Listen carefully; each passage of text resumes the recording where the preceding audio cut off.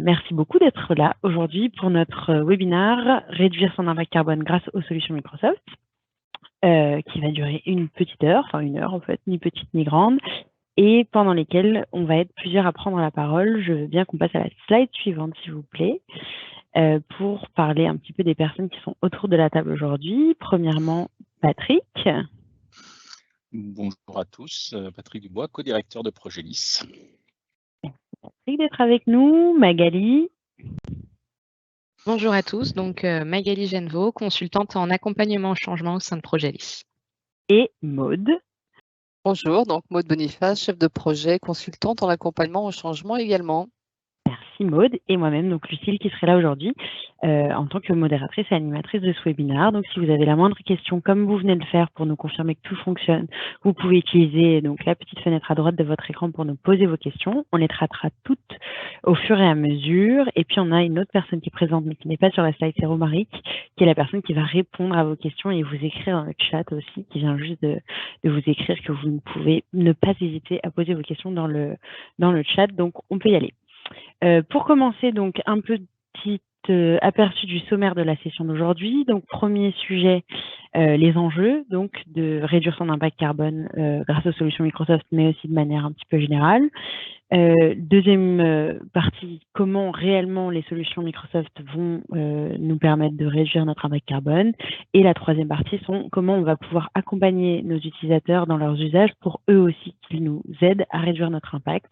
Et puis on a une partie qui s'appelle Pour aller plus loin. Je ne suis pas sûre qu'on ait le temps d'avoir aujourd'hui, mais on a pas mal de ressources qu'on voulait vous mettre à disposition et qui seront disponibles en replay, tout comme ce webinaire, donc qui sera disponible, je pense, à partir de soit cette fin d'après-midi, soit demain matin en replay. Donc si vous n'avez pas la possibilité de l'écouter en entier, ou si vous le trouvez tellement génial que vous avez envie de partager avec une autre personne, ce sera possible d'ici demain. Il sera sur YouTube, sur notre chaîne. Pour commencer, donc avec les enjeux, ce que je vous propose, c'est qu'on va vous projeter un petit QR code avec un petit questionnaire où vous pouvez nous dire où vous en êtes, vous, sur cette thématique. Il y a 3 questions, ça prend à peu près entre 30 secondes et 1 minute 15, on l'a calculé. Et c'est le moment où soit moi, soit Patrick chantons une chanson pendant que vous remplissez le QR code. Je ne balancerai pas Patrick, mais il est à 2 doigts de le faire. On vous a mis aussi le Forms avec le lien dans le chat. Merci Romaric pour ceux qui n'arriveraient pas à scanner le QR code. Et je veux bien, Maude, qu'on regarde si on a déjà quelques réponses sur ce formulaire pour prendre le pouls. C'est parti.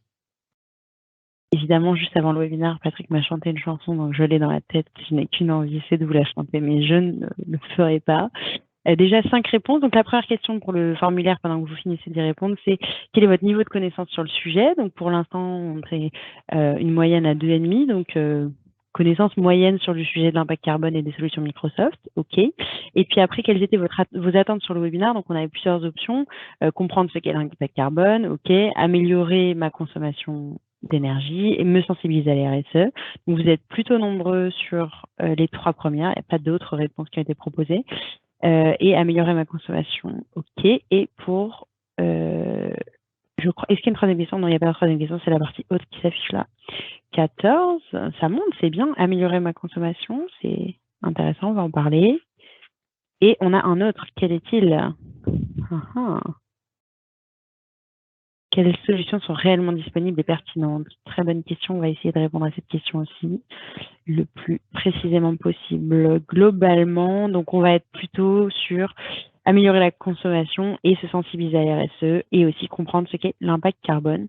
Super, je pense que c'est pas mal. Et en connaissance moyenne, sur le niveau de connaissance, on est à 2,63. Donc on va espérer que peut-être à la fin de cette session, si vous aviez à vous renoter, vous soyez un petit peu plus haut. Enfin, je garantis rien, mais on va faire le maximum. Est-ce qu'on peut repasser, Maude, s'il te plaît, sur la slide et on va attaquer sur la première partie de ce webinaire, donc sur la partie des enjeux, donc qui rejoint un petit peu la question de c'est quoi l'impact carbone et pourquoi est-ce que c'est un sujet dont on parle beaucoup en ce moment. Et pour adresser le sujet, je donne la parole à Maude sur les enjeux. Merci Lucille. Pas de souci. Effectivement, l'enjeu autour de cette notion de réduction énergétique et d'enjeu environnemental, il est double. À la fois réduire notre consommation d'énergie, pour faire face à la hausse actuelle des coûts, hein, les coûts de l'énergie. Je pense qu'on est tous sensibles à ça actuellement, mais aussi, maîtriser nos usages, numériques pour limiter, notre impact environnemental, notamment avec la diminution des gaz à effet de serre, qui contribuent au réchauffement, climatique. D'où ces deux enjeux qui pour nous sont majeurs. D'ailleurs, évidemment, c'est un sujet d'actualité puisque le gouvernement, a récemment présenté, son plan de sobriété énergétique comme objectif à 2050 la réduction de 40% de la consommation d'énergie, avec un focus là d'ici 2 ans à moins 10%, sans compter donc l'annonce de la sortie des énergies fossiles. Et nécessairement, dans ce plan de transition gouvernementale, eh bien, les entreprises seront impliquées pour l'atteinte de ces objectifs. Donc vraiment ces deux enjeux avec ces deux axes qui concernent la réduction de notre consommation d'énergie d'un côté et le développement d'un système d'information durable et la maîtrise de nos usages du numérique. Merci Maud.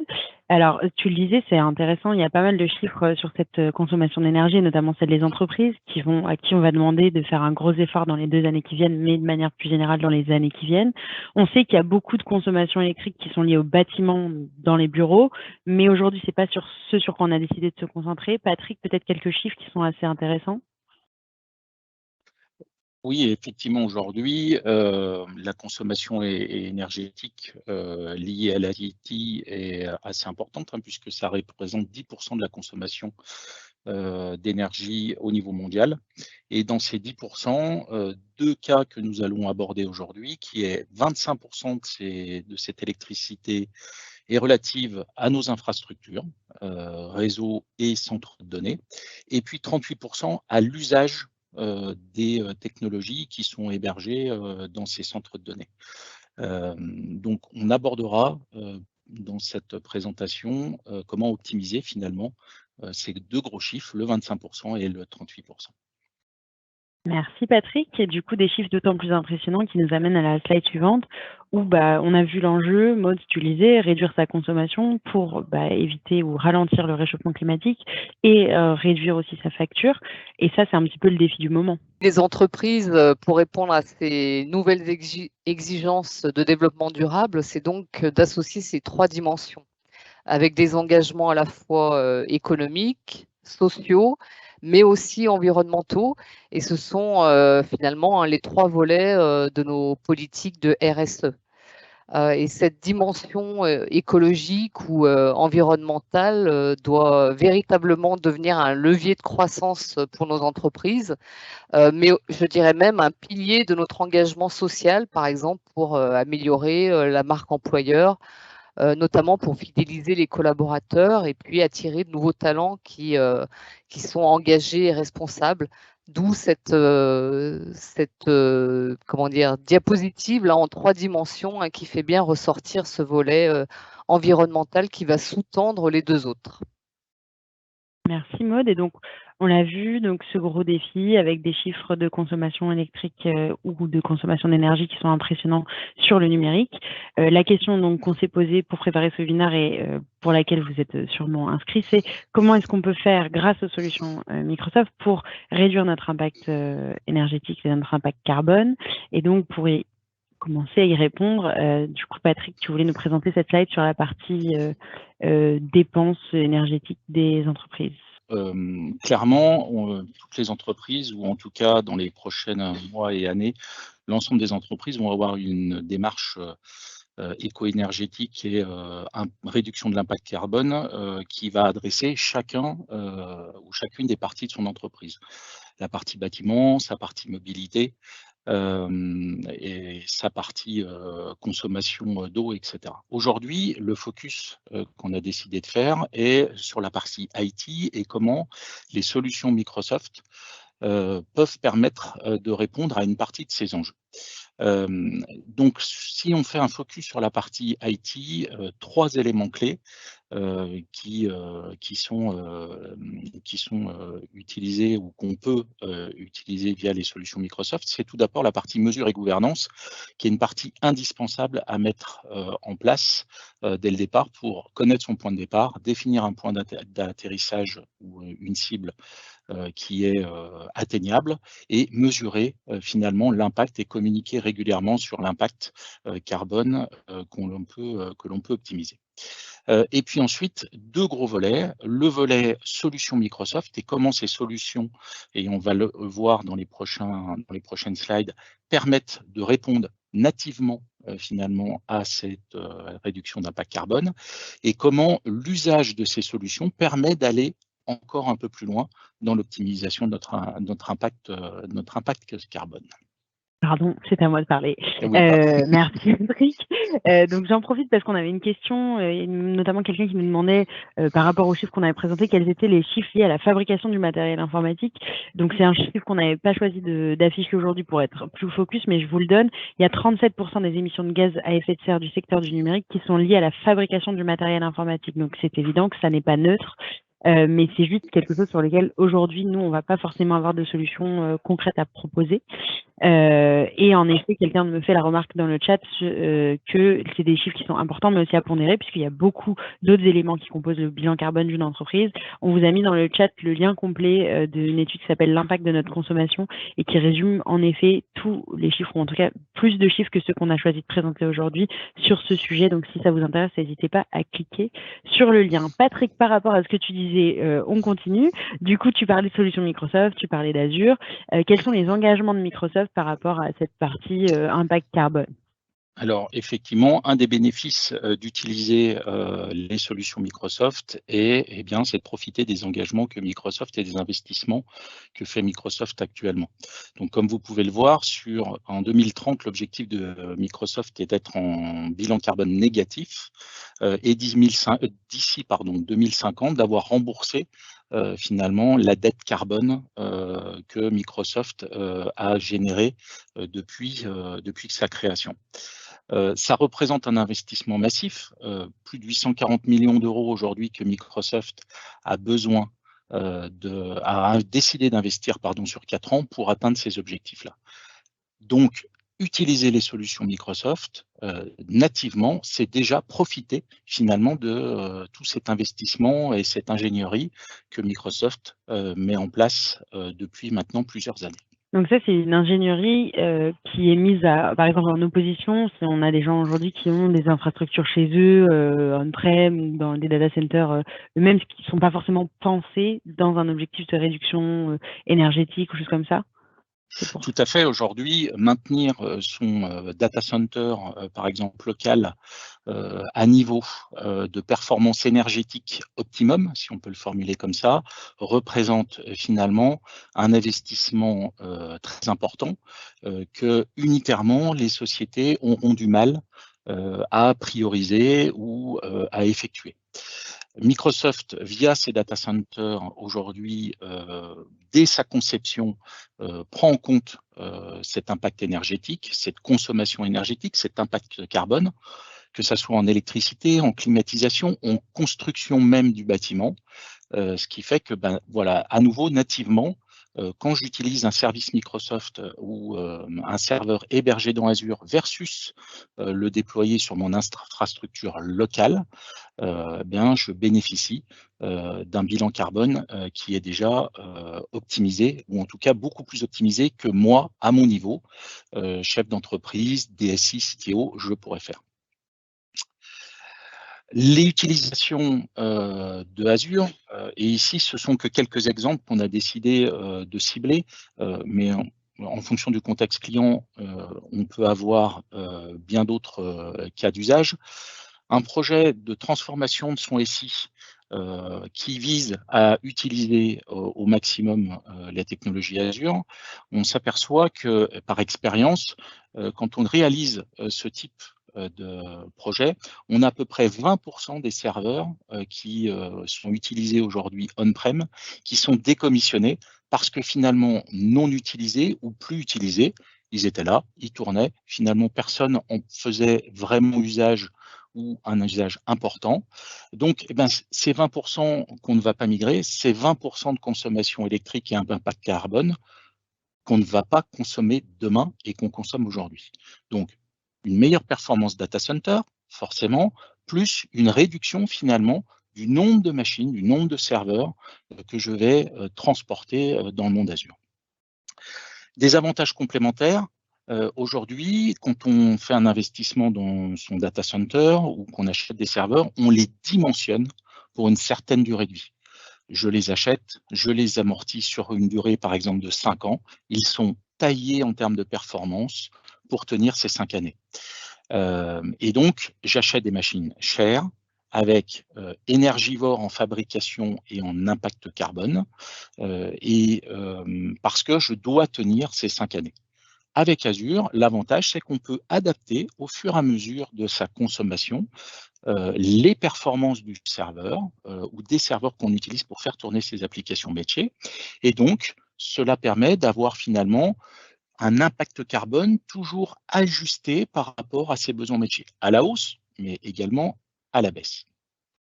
Et puis, ce qu'on n'a jamais fait pour beaucoup d'entreprises, et c'était le cas également de Progedis, c'est qu'on a des machines, elles tournent, elles sont allumées, eh bien, je les laisse allumer 24 heures sur 24, 7 jours sur 7.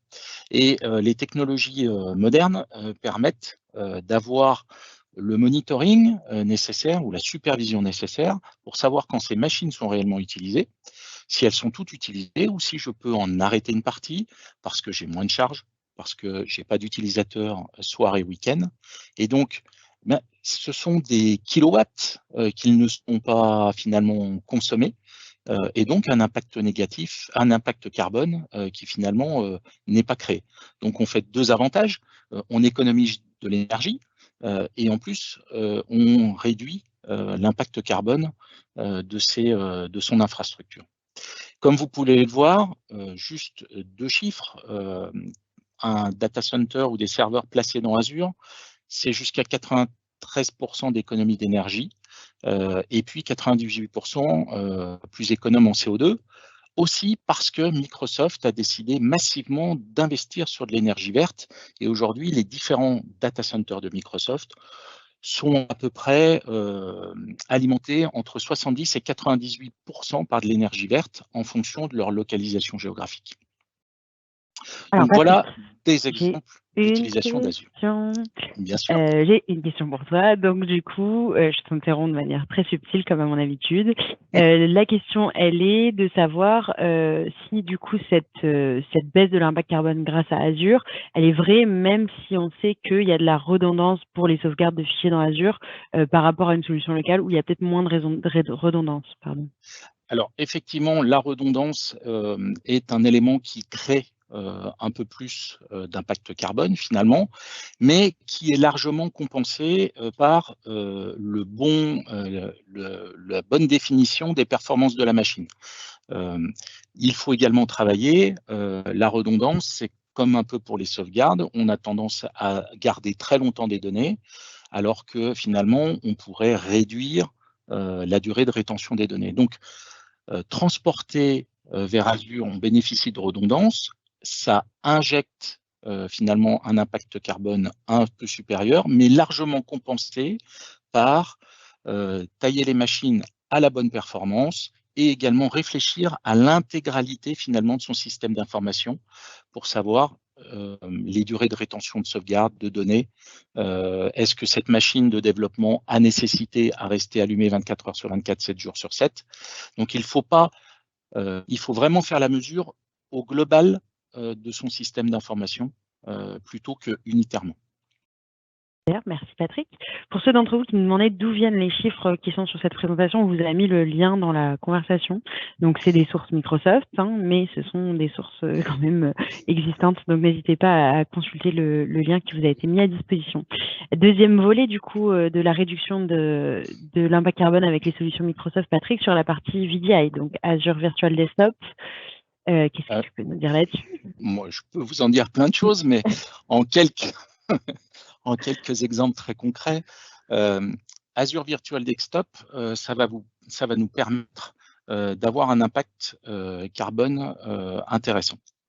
Pourquoi? Parce que d'abord, c'est des solutions qui peuvent vous permettre d'allonger la durée de vie de votre parc informatique.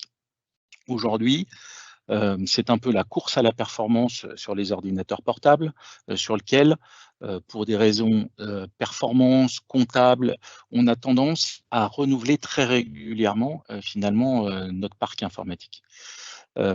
L'utilisation d'Azure Virtual Desktop va vous permettre, par exemple, conserver vos machines qui commencent à être sur une performance, on va dire, moyenne, et pour vos utilisateurs qui ont une demande de capacité de computing ou de performance élevée, d'utiliser finalement Azure Virtual Desktop afin de lancer des actions qui sont gourmandes en performance et que votre matériel actuel n'aurait pas pu gérer. Un deuxième cas, c'est l'utilisation d'Azure Virtual Desktop sur votre parc informatique peut vous permettre, ou en tout cas pour un certain nombre de vos utilisateurs, d'acheter des machines qui sont moins performantes, et pour vos utilisateurs qui ont besoin de forte consommation, eh bien d'utiliser à nouveau des machines Azure Virtual Desktop que vous n'activez qu'à l'usage. Donc, elles ne vont pas tourner 24 heures sur 24 à nouveau, mais vous allez juste les allumer au moment où vous en avez besoin et elles s'éteindront automatiquement au moment où vous en avez moins besoin. Tout ça, ça permet d'éviter de remplacer des machines. Et donc, on parlait tout à l'heure des 37% de carbone généré par la fabrication des équipements informatiques. Là, vous avez un moyen de réduire ce pourcentage parce que finalement, vous allez allonger la durée de vie de votre matériel. Donc, vous allez en acheter moins souvent, donc on va en fabriquer moins. Et puis, ça vous permet d'acheter des machines qui sont moins performantes, donc moins énergivores, et donc consommer moins de kilowattheures, sachant que ça devient une denrée très chère pour les entreprises. D'autres usages, assez rapidement, déployer des clients légers.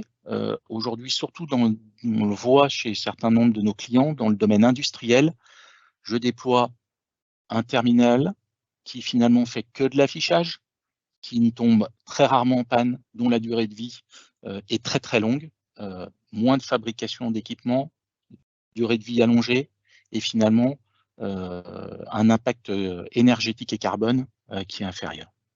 Et puis, Azure Virtual Desktop, ça permet d'optimiser la consommation des bandes passantes réseau qui on ne pense pas assez souvent est très énergivore, les réseaux, le Wi-Fi, etc.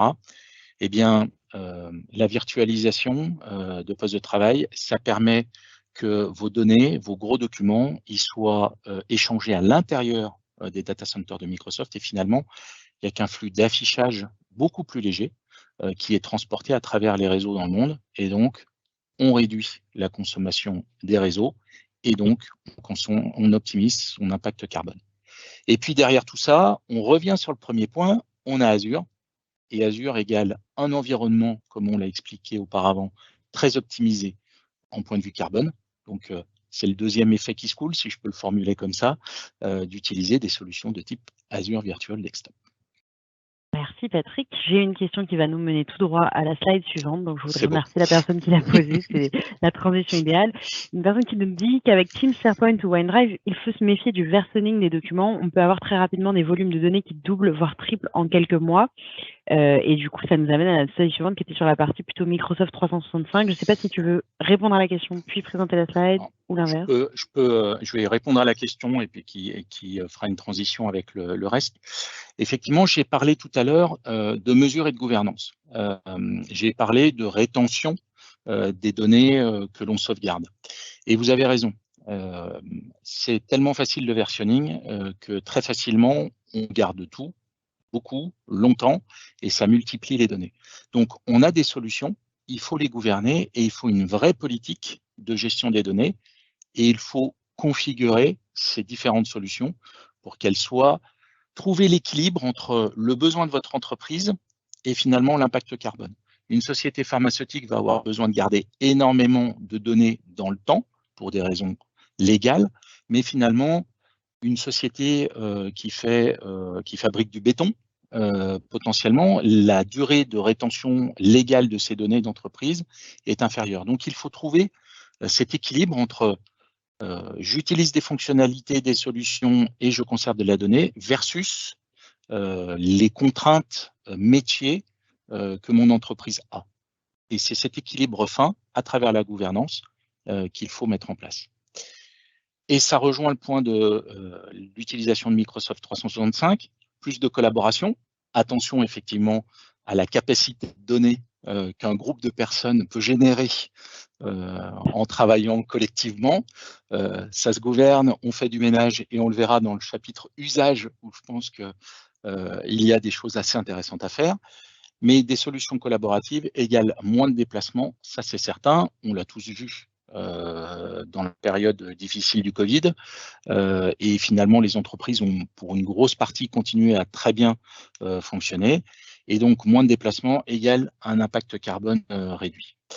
Et à nouveau, ce fameux double effet qui se coule, puisque les solutions M365 et donc ma messagerie utilisée en mode M365, elle est dans Azure. Et donc, elle est au niveau carbone optimisée en termes d'impact versus mon serveur de messagerie on-prem multiplié par 4 serveurs parce que je veux de la redondance, multisite, avec des sauvegardes que je garde longtemps. Voilà, donc un autre exemple qu'une solution Microsoft peut nous aider, avec le bon niveau de gouvernance, à optimiser son impact carbone. Merci Patrick, on retiendra de ce webinaire le double effet Kiss Cool. J'ai nommé le Kiss Cool, je ne sais pas. Et comme tu as beaucoup trop parlé pour en être à inventer des concepts de ce type, je donnerai donc la parole à Magali qui va nous parler des outils de pilotage et de gouvernance. Merci Lucille. Effectivement, donc comme le disait Patrick, ce qui va être essentiel, c'est de mettre en place ces outils de mesure qui vont nous permettre de voir où on en est, de s'assurer qu'on remplit ses objectifs et qu'on progresse. Et donc Microsoft met à disposition plusieurs outils qui vont nous permettre à la fois de jouer sur ce qu'on appelle le Green IT, donc c'est-à-dire de mesurer nos pratiques numériques qui ont un impact réduit sur l'environnement, mais aussi de contribuer à l'IT for Green. L'IT for Green, c'est finalement le numérique au service du développement durable, c'est-à-dire le numérique comme un outil qui va me permettre de contribuer à réduire des émissions de gaz à effet de serre en allant améliorer certains processus qui pourraient être polluants, par exemple. Et donc, Microsoft met à disposition plusieurs outils. Les deux premiers, donc le tableau de bord de l'impact des émissions à la fois d'Azure et de Microsoft 365. Ces deux tableaux de bord sont disponibles dans Power BI et ils vont nous permettre en fait de quantifier l'impact carbone de votre organisation, à la fois dans son utilisation du cloud Azure, mais aussi de toutes les applications Microsoft 365. Et donc, vous allez pouvoir visualiser, évaluer concrètement les émissions de gaz à effet de serre qui sont issues de votre activité, donc de l'utilisation par exemple de Teams, de OneDrive, etc. Avoir des équivalences du coup en émissions de CO2 qui est issue de votre usage du cloud et ça à la fois par année, par scope, mais aussi avoir des projections sur les années à venir. Donc c'est un outil intéressant pour effectivement savoir d'où on part, fixer son état des lieux et se fixer des objectifs à suivre. Le troisième outil, Sustainability TC Calculator, c'est finalement un rapport qui va vous permettre d'estimer les économies telles que le matériel, les licences, des économies d'électricité que vous pouvez réaliser en migrant vos données vers Azure, en migrant vos serveurs sur Azure. Et le dernier, donc l'IT for Green, là c'est un outil qui va être plus concret, qui va être plus complet, pardon, qui va vous permettre vraiment de piloter votre réduction de l'impact carbone. C'est le Sustainability Manager. il va permettre finalement d'automatiser certains processus manuels et de proposer aux organisations un moyen d'aller enregistrer, déclarer et réduire plus efficacement ces émissions. Donc, c'est vraiment un réel outil de pilotage, pas seulement de suivi, mais vraiment de pilotage par filiale, par scope. Voilà, on va pouvoir aller se donner des objectifs et les suivre grâce à ces outils-là. Cool. Magali, j'ai une question. Sur l'outil Power BI, on me demande s'il y a une notice explicative pour comprendre les différents KPIs, parce que c'est vrai que ce n'est pas des tableaux qui sont toujours faciles à digérer, je pense. Est-ce qu'il y a des éléments qui sont fournis par Microsoft avec les Power BI pour les expliquer ou Alors, ou- dans effectivement les sites support, on va retrouver un certain nombre d'éléments qui vont nous expliquer déjà comment installer ce Power BI chez nous et comment l'interpréter. Et ensuite, sur chaque graphe, finalement, au survol, on a parfois une petite explication pour essayer d'aller comprendre la stat en question. Et alors, la petite question à 100 000 $, c'est des dashboards que n'importe qui peut installer ou Alors, c'est... pour les premiers, l'émission Impact Dashboard, oui. Alors, il faut bien sûr disposer de licences permettant d'utiliser Power BI. Le troisième, le calculator, c'est finalement un rapport. Donc, c'est un espèce d'outil formulaire de Microsoft où je vais rentrer mes données et on va me proposer justement les chiffres, les économies que je pourrais faire si je migre vers Azure. Et le dernier va par contre nécessiter un coût supplémentaire et une licence supplémentaire sur le Sustainability Manager. D'accord, mais déjà sans coût supplémentaire, on peut avoir accès au troisième si on n'est pas encore sur Azure, du coup, pour calculer l'impact, enfin la réduction de l'impact carbone de la migration vers Azure.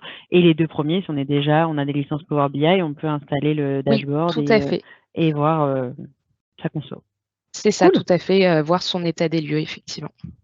Et du coup, pour illustrer un petit peu c'est pas forcément les outils, mais en tout cas la réduction qui est possible de faire avec les outils Microsoft, on avait un exemple. Oui, tout à fait. Donc, en fait, voilà, Patrick vous expliquait tout à l'heure tous les bénéfices à utiliser Azure Virtual Desktop. Et donc là, c'est un cas concret qui va nous montrer finalement les possibilités de réduction d'émissions grâce à cette solution de Microsoft. Donc, on a un cas d'usage client qui est que le client a 1000 équipements, donc 1000 PC utilisés qui ont une durée de vie de 3 ans finalement chacun.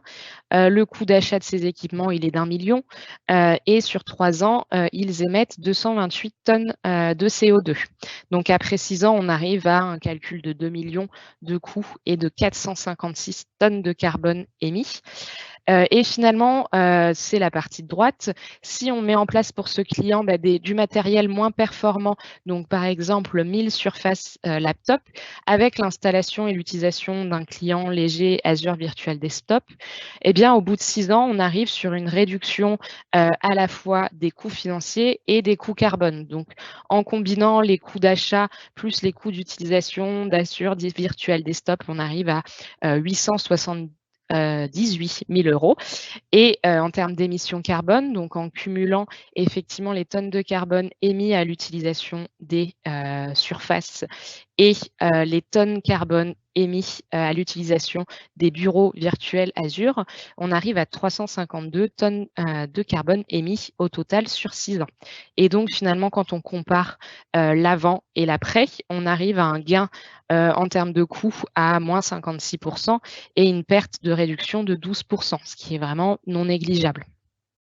Mais c'est pas si facile que ça, hein. Avoir 12% de moins d'impact carbone, il faut aller les chercher quand même. Je sais pas si les gens ont forcément tous en tête la difficulté que ça peut représenter, mais c'est comme chaque pourcentage compte. Oui, tout à fait. C'est vrai qu'une réduction d'1 ou 2%, c'est déjà énorme à aller chercher finalement. Donc la 12, c'est ouf. Top, merci beaucoup Magali. J'ai pas de questions pour l'instant, mais je n'hésiterai pas à revenir vers toi si elles arrivent dans quelques minutes. Et on va passer du coup sur la troisième partie qui est plutôt consacrée aux usages, puisque on parlait de ce que en tant que DSI ou en tant que service informatique, on peut mettre en place en tant que solution technologique pour réduire son impact carbone par rapport à de l'on-prem ou par rapport à d'autres choses.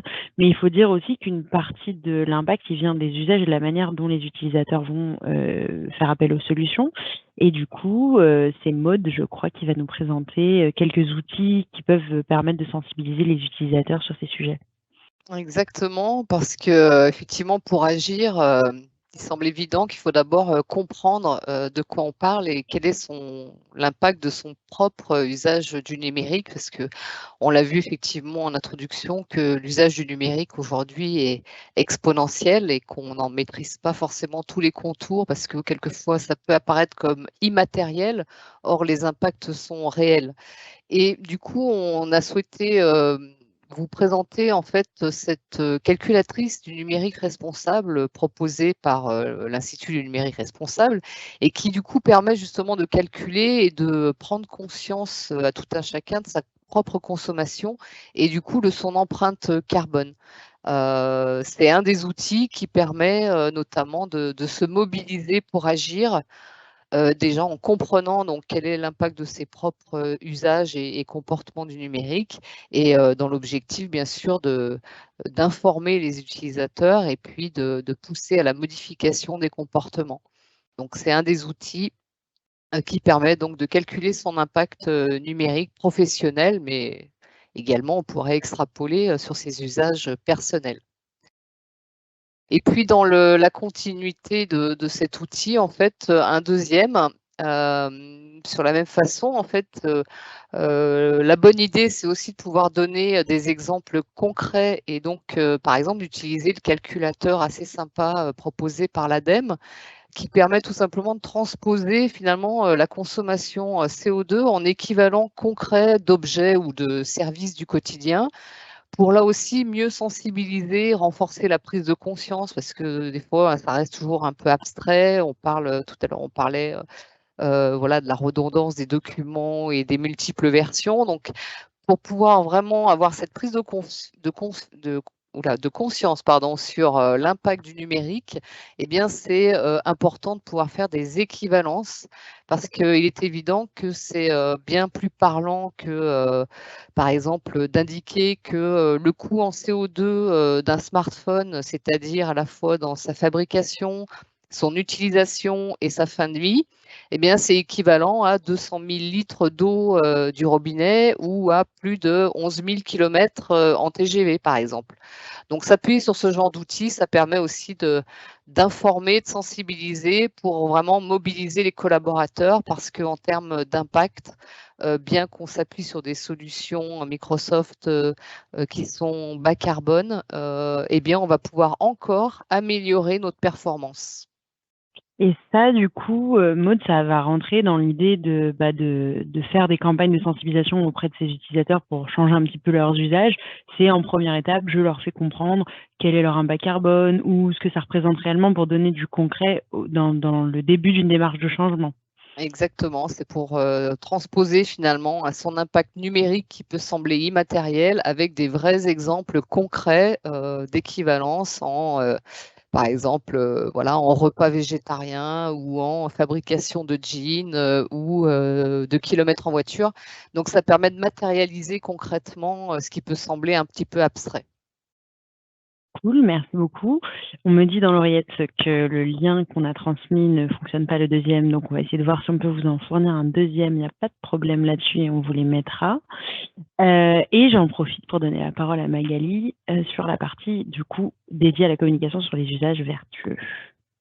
Tout à fait. Merci Lucille. Donc effectivement, une fois que le collaborateur est sensibilisé sur son impact, qu'il comprend finalement la nécessité de changer et qu'il a une idée un peu plus précise de ses usages, eh bien, on va pouvoir lui communiquer finalement quels sont les usages vertueux, les bonnes pratiques et ce qu'il va falloir changer pour essayer d'optimiser l'utilisation des applications Microsoft 365 et essayer d'aller réduire un peu l'impact carbone que ça a. Et cette communication, finalement, nous, notre conseil, c'est de faire en sorte qu'elle soit ludique, qu'elle soit collaborative et non punitive.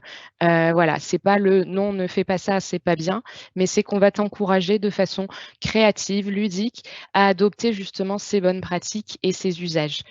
Ça peut passer par plusieurs types de contenus. Voilà, vous pouvez aller animer une communauté Yammer qui serait dédiée à ce sujet, animer un canal dédié à ce sujet ou une équipe dans Teams en postant des contenus, en allant prendre des idées, des questions, des réponses, etc. Ça peut être des fiches pratiques sur les bons gestes, les bons usages à adopter. Peut-être une petite fiche pratique qui serait collée dans les salles de réunion, voilà, qui nous rappelle les bonnes pratiques des salles de réunion et des réunions pour essayer de optimiser son impact lors des réunions. Ça peut être des campagnes d'information, vidéo, des interviews, des quiz, des jeux, des défis. On va vous le montrer tout à l'heure. Nous, chez Progelis, on a lancé des défis, par exemple, au sein des équipes pour aller challenger de façon collaborative, amusante finalement, les collaborateurs sur certains usages et surtout apporter aussi de la transparence en communiquant régulièrement sur les résultats, sur les objectifs et l'atteinte des objectifs de la part de l'entreprise. Et donc, vous retrouverez, Maud, si tu peux passer à la slide suivante, quelques exemples de ce qu'on a pu mettre en place. Donc, par exemple, je vous parlais d'une fiche les bonnes pratiques. Voici une fiche des bonnes pratiques sur OneDrive. Concrètement, comment optimiser son OneDrive pour aller réduire son impact? Eh bien, on peut déjà prendre compte de sa taille de stockage. On va supprimer des fichiers obsolètes. On va éviter les doublons. Vous parliez des doublons Teams, SharePoint, OneDrive. La règle, c'est d'éviter d'avoir le même fichier stocké à plusieurs endroits. On va choisir de façon plus précise les éléments ou les bibliothèques SharePoint que l'on veut synchroniser sur son OneDrive. Une astuce aussi va être de gérer la disponibilité de ces fichiers qui sont synchronisés. Les fameux petits nuages ou alors les petites icônes vertes avec le petit check. Voilà, c'est ce qui va s'assurer que finalement son PC, il va pas prendre, ce document, pardon, va pas prendre de la place à la fois sur mon PC et à la fois dans le cloud si j'en ai plus besoin.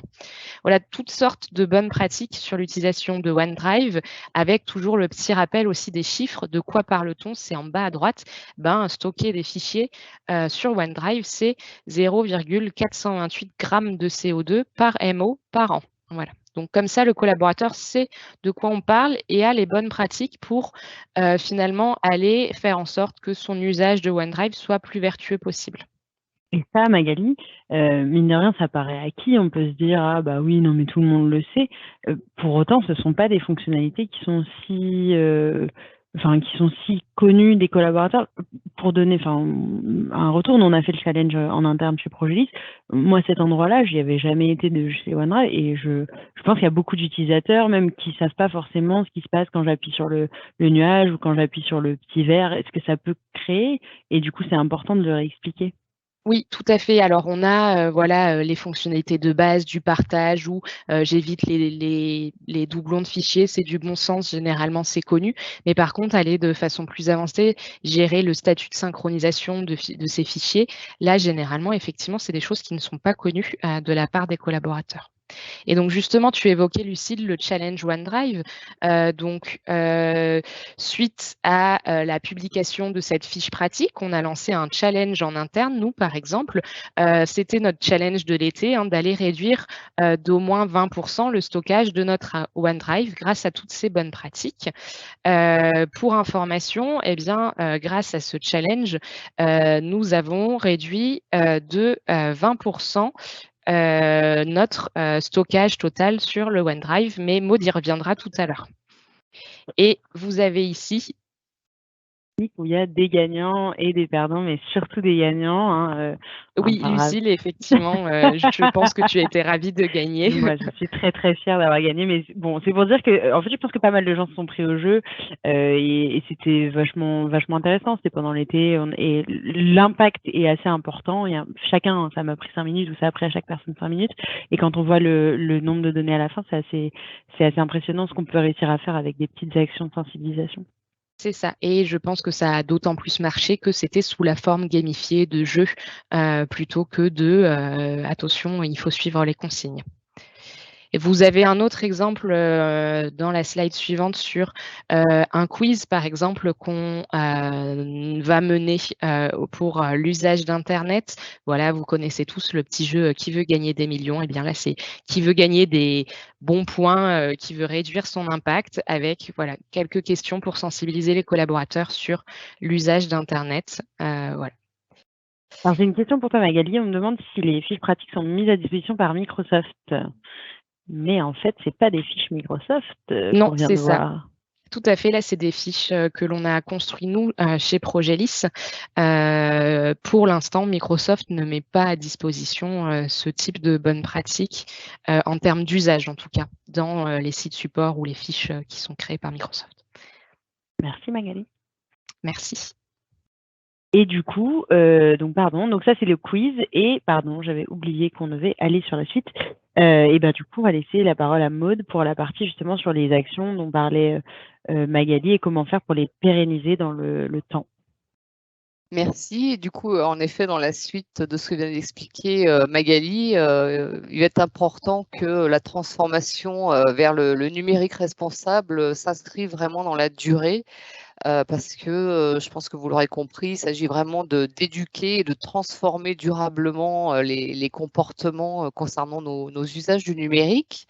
D'où l'importance, au-delà du projet de transition, hein, on connaît le mode projet où on a un objectif à atteindre. Et bien, au-delà de ce projet de transition, où on va finalement fournir du support, des outils, on va communiquer, on va embarquer les collaborateurs. Il faut vraiment qu'on puisse transformer l'essai, si je puis dire, dans la longueur et du coup mettre en place un plan de pérennisation pour vraiment avoir des actions au long cours. Donc, par exemple, eh bien intégrer la formation des nouveaux arrivants dans le cursus d'intégration hein, pour pouvoir continuer à apporter les bonnes pratiques en termes de numérique responsable, puisque nécessairement avec le turnover dans l'entreprise, des collaborateurs qui auraient pu être sensibilisés, formés et avoir adopté du coup un numérique plus responsable ont peut-être quitté les effectifs, de nouveau arrivent. Il faut quand même continuer en effet à embarquer tout le monde. Et puis, je citerai également l'importance de nommer un référent du numérique durable dans l'entreprise, de manière à ce qu'on ait vraiment le garant des actions qui sont mises en œuvre dans cette pérennisation hein, d'accompagnement autour du numérique responsable, de manière à ce qu'on ait vraiment toujours un suivi de la performance. Et je dirais que là, on reboucle avec ce qu'on expliquait tout à l'heure par rapport au pilotage de ces actions, de manière à savoir quels sont nos objectifs, avec des objectifs notamment intermédiaires qui soient atteignables, de manière à ce que chacun puisse jouer son rôle et qu'on soit capable d'atteindre ces objectifs, de célébrer, d'afficher les résultats et de célébrer les succès en la matière, ce qui est important aussi pour mobiliser tous les collaborateurs. Top. Merci Maude. Et du coup, un peu de la même manière qu'on a vu tout à l'heure un exemple de projet avec du coup la baisse des coûts et de l'empreinte carbone sur la partie technique. Après un projet lié aux usages, on a aussi un exemple. Et oui, tout à fait. Donc là, on est sur un volume, si je puis dire, d'utilisateurs, une centaine d'utilisateurs avec donc un effort d'accompagnement pour justement transformer les usages sur une durée de 3 mois. Et on a mis en exergue là les 3 outils qu'on utilise tous au quotidien, donc la partie stockage de données dans OneDrive, l'envoi d'emails avec des pièces jointes et la pratique de visioconférence, hein, donc là avec un état des lieux et un volume sur OneDrive assez conséquent, ce qui donc se matérialise, si je puis dire, par ici 307,2 kg de CO2. Et après 3 mois d'accompagnement, de sensibilisation et de formation, eh bien, l'objectif a été atteint de réduire hein, son stockage de 20%, ce qui a permis une réduction concrète de 500 gigaoctets de stockage, hein, tout simplement. Donc là, je dirais que c'était un challenge one shot où là, on a fait l'effort de faire du ménage et de se restreindre un petit peu et de de trier ces données, ce qui a permis du coup d'avoir un gain visible et tangible en termes d'émissions de gaz à effet de serre. De même pour l'envoi des emails, hein, on a tous eu cette pratique plus ou moins importante selon nos métiers, mais de mettre des documents en pièce jointe de nos mails. Il faut savoir que eh bien, le transfert de ces emails avec pièce jointe n'est pas neutre. Et que le fait d'avoir su convaincre à complètement supprimer les pièces jointes, mais plutôt à mettre des liens vers des espaces partagés, a permis de passer de 17,5 kg de CO2 par jour à 2 kg simplement de CO2 par jour. Donc une réduction drastique de plus de 88%. Et c'est vraiment non négligeable en termes d'impact, rien que par l'usage. De même sur les visioconférences, c'est vrai que les épisodes que nous avons vécus, Covid a accéléré notamment le télétravail et donc les visioconférences. Il faut noter que la visioconférence, elle est évidemment utile dans ces nouvelles conditions de travail, mais pour autant pas toujours indispensable au bon déroulement d'échanges avec nos collègues notamment. Et donc, au travers de cet accompagnement, la réduction de 50% des réunions en visioconférence, du coup, les 50 autres sont restés simplement en échange audio, a permis de vraiment réduire de 50% l'impact en termes d'émissions de gaz à effet de serre. Donc, globalement, là, sur cet exemple illustré, en 3 mois d'amélioration des usages, eh bien, on a eu un gain de 20% sur l'espace de stockage cloud et finalement, si on fait les ratios, eh bien, de 73% en termes d'usage, hein, d'économie de CO2 entre avant et après. Donc, l'usage est important puisque ça va vraiment nous permettre de venir conforter finalement les gains consenti par l'entreprise sur la transformation de son système d'information, mais aussi d'embarquer les collaborateurs pour jouer un rôle chacun dans la prise de conscience de l'impact de son usage du numérique. C'est top. Personnellement, je trouve que les chiffres sont particulièrement impressionnants sur l'impact des projets liés à l'usage sur l'impact carbone, mais c'est peut-être très personnel. Pour enchaîner du coup sur cette partie, Patrick, je te redonne la parole puisque tout ce qu'on a présenté depuis le début sont des choses qu'on peut accompagner nos clients à faire avec notre démarche dédiée. Effectivement, merci Lucille. Bien finalement, comme vous l'aurez compris, 3 étapes majeures dans notre démarche.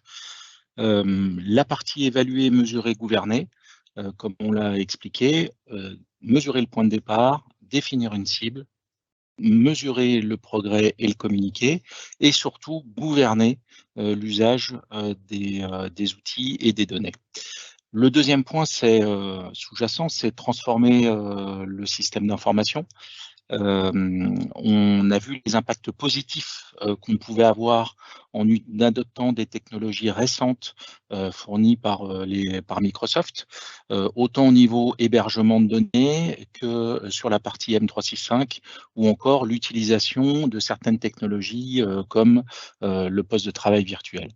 Et puis enfin, transformer les usages avec 2 représentantes ici, Magali et Maude, qui viennent de vous expliquer finalement que l'impact de l'usage était excessivement important finalement, et même parfois même plus important que la technologie en elle-même. Il nous faut donc la technologie et également les usages pour maximiser finalement son optimisation d'impact carbone. Et Progelis est donc effectivement capable de vous apporter du conseil et de l'accompagnement sur ces différentes étapes pour atteindre un bilan carbone le plus optimisé possible au regard de votre activité. Merci Patrick. Et du coup, ce qui nous amène à la suite, c'est qui sommes-nous, Progelis, pour un peu proposer cette démarche?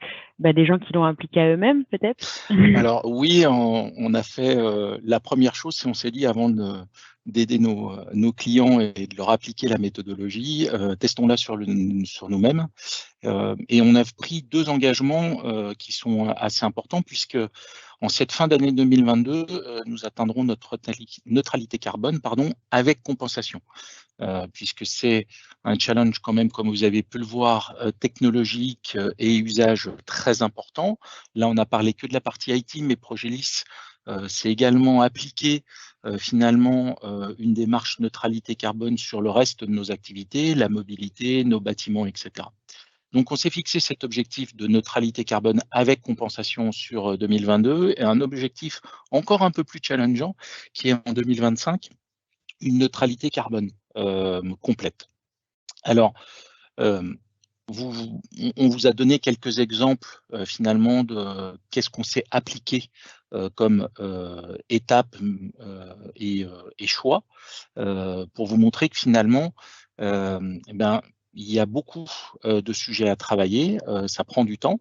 Il y a des choix, il y a des solutions qui sont très rapides à mettre et qui ont un impact immédiat, et puis il y a des choses qui sont un peu plus longues à faire. La transformation du SI, par exemple, et la migration vers Azure. Aujourd'hui, l'intégralité du système d'information de Progelis est hébergée dans Azure. On a utilisé un moment où également on devait normalement réinvestir sur nos infrastructures on-prem. On a décidé de faire le choix full Azure. On a des vrais retours d'expérience sur cette partie-là, comme sur la partie usage, comme vous avez pu voir. Certains business cases qu'on vous a présentés viennent directement de nos données et de celles qu'on peut avoir déjà sur certains clients. Et puis dans cet engagement, pour conclure, aujourd'hui, dans le cadre de la réalisation de nos projets, nous faisons très attention finalement à l'impact carbone également de notre activité avec nos clients, en utilisant les outils collaboratifs, en appliquant les bons usages, en s'assurant que finalement les déplacements physiques que doivent faire nos consultants sont nécessaires, puisque ça reste quand même des étapes clés de certains projets d'avoir de la proximité avec nos clients, mais c'est vraiment dans notre vie quotidienne et la réalisation de nos projets, nous appliquons finalement les bonnes pratiques, ou en tout cas les quelques bonnes pratiques déjà qu'on vous a présentées aujourd'hui, et il y en a bien d'autres sous-jacentes. Merci Patrick. J'en profite, on arrive à la slide pour aller plus loin, il nous reste 4 minutes, donc je savais bien qu'on n'aurait pas le temps d'aller si loin que ça. Pour autant, n'hésitez pas à nous poser vos questions, c'est maintenant, si vous en avez sur la présentation, tous les éléments qui ont été présentés aujourd'hui, que ce soit la partie usage ou la partie technologique, on est là pour encore quelques minutes pour y répondre. En vous laissant le temps de taper vos petites questions, je propose donc d'aller un petit peu plus loin jusqu'à la slide suivante et de vous présenter une communauté qu'on a créée qui s'appelle Adopter les usages M365, qui est une communauté Teams et qui nous permet du coup de réunir tous nos clients ou des organisations, des entreprises avec lesquelles on travaille et de du coup communiquer avec eux et du coup de permettre qu'ils puissent communiquer entre eux sur les bons usages M365 de manière générale, mais aussi sur des pratiques qui peuvent réduire l'impact carbone. Donc pour rejoindre la communauté, c'est facile, il suffit de scanner le petit QR code ou de cliquer sur le lien qu'on va vous mettre dans la conversation et de remplir le formulaire, et on vous rappellera pour vous intégrer dans la communauté. Il faut savoir que c'est une communauté qui permet de vraiment travailler sur vos usages M365, les étudier, quelles sont les solutions qui sont en place chez vous, quelles sont les solutions qui sont utilisées, qui ne sont pas utilisées. Il y a des questions, il y a des webinaires mensuels, il y a des astuces, il y a des bonnes pratiques, que des gens super sympas, et c'est très très bien animé par l'équipe de Maud, Magali et Blandine évidemment qui gère la communauté. Donc n'hésitez pas à en profiter un maximum. Comme je n'ai pas encore de questions et qu'il nous reste encore 2 minutes, je profite pour faire également un petit peu de promotion de notre livre blanc Progelis qui s'appelle Sensibiliser votre organisation au numérique durable en 3 étapes, et qui va reprendre un petit peu la démarche dont vous parlez Patrick, mais avec plutôt cette approche change. Donc, comment est-ce qu'on fait pour mener le projet, comment est-ce qu'on fait pour accompagner et pérenniser les utilisateurs dans leurs nouveaux usages. Et également pour le télécharger, il suffit de scanner le QR code et vous pouvez du coup accéder à ce petit livre blanc qui fait une 15aine de pages et qu'il faut peut-être laisser traîner sur le bureau de tous vos dirigeants, ou en tout cas dans leur boîte mail sans pièce jointe évidemment, en le partageant avec un lien parce qu'on fait super attention. Et de leur dire qu'il est peut-être temps dès maintenant d'entamer une démarche de réduction de leur impact carbone. Est-ce qu'on veut aller encore un peu plus loin ou est-ce que j'ai une question? Mais j'ai une question qui est la suivante. Je comprends que vous êtes spécialisé des environnements Microsoft. Êtes-vous en mesure d'accompagner le calcul du bilan carbone d'une DSI utilisant de nombreuses autres solutions? Patrick, cette question est pour toi. La question est pour moi. Oui. Alors oui, nous serons capables de vous accompagner. Sur certains points, on se fera accompagner de partenaires qu'on a référencés et d'outillages finalement qu'on a référencés en complément.